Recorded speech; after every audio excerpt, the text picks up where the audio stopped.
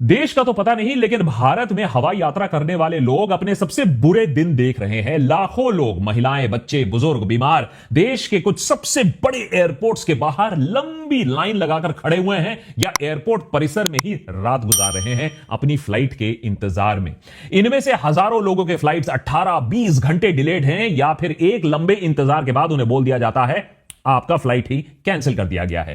कोई अपनी शादी में नहीं पहुंच पा रहा है, किसी के एग्जाम्स मिस हो गए, किसी की कनेक्टिंग फ्लाइट छूट गई, किसी का बिजनेस अपॉइंटमेंट मिस हो गया, कई परिवारजन वेकेशंस पर ना जा पाए, अपने रिश्तेदारों से नहीं मिल पाए। बीते कुछ दिनों में एयरपोर्ट्स पर केओस और कंफ्यूजन इतना ज्यादा अब हो चुका है कि ये एयरपोर्ट्स कम आईएसबीटी बस अड्डा ज्यादा लगने लगा है। कोई जमीन पर पड़ा हुआ है, कोई स्टाफ के साथ झपट कर लड़ रहा है, कोई धरना दे रहा है तो कोई नारेबाजी कर रहा है।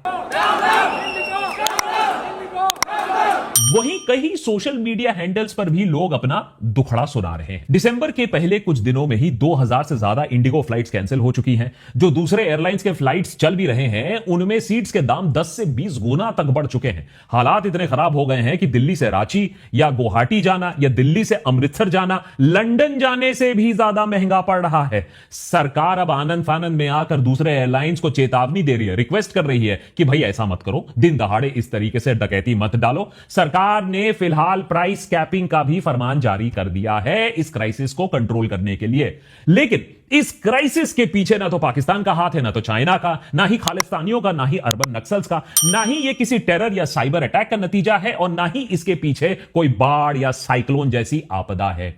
इस बार गलती सिर्फ और सिर्फ एक एयरलाइन की है और उसके साथ साथ भारत सरकार की है। इस बार सरकार के पास कोई स्केपगोट नहीं है, जैसे नेहरू, जिसके पीछे वो छुपकर अपनी जिम्मेदारियों से पल्ला झाड़ सके। अब आप पूछोगे कि इसमें सरकार को घसीटने की क्या जरूरत है? सबको पता है इंडिगो एयरलाइंस की गलती है? इसमें सरकार का क्या दोष हो सकता है? अब कोई कंपनी अगर अपना स्टाफ मैनेजमेंट ठीक से ना कर पाए तो इसमें मोदी जी की क्या गलती है? वो थोड़ी ना आ जाएंगे पायलट बनकर जहाज उड़ाने के लिए।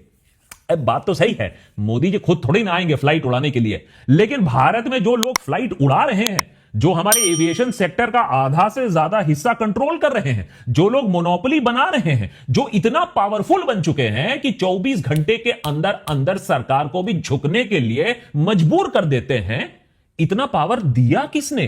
अब आप सोचो, अगर इतना पावर जितना इंडिगो के पास है, अगर इतना पावर, इतना अहंकार एक विपक्षी पार्टी, एक विपक्षी लीडर के पास होता तो वो 24 घंटे के अंदर जेल में होता। लेकिन यहां देखिए, मोनोपोली पर मोनोपोली बन जा रही है। सरकार ने एयरलाइन समेत कई सेक्टर्स में यह कांड को अलाउ किया है।